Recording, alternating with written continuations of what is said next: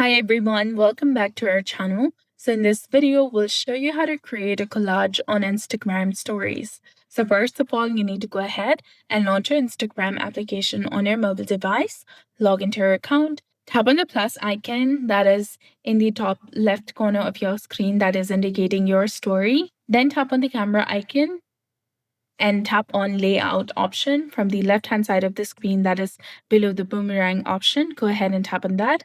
Now this will give you the option to layout, and there you'll get the different options to set your collage to different windows and formats.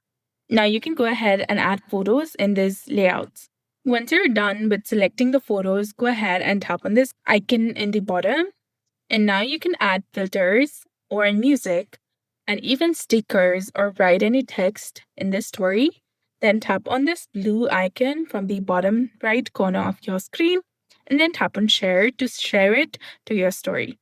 So that's it for this video. This is how you can go ahead and create collage on Instagram stories. So if you found this guide helpful, please like, share, and subscribe. Thanks for watching.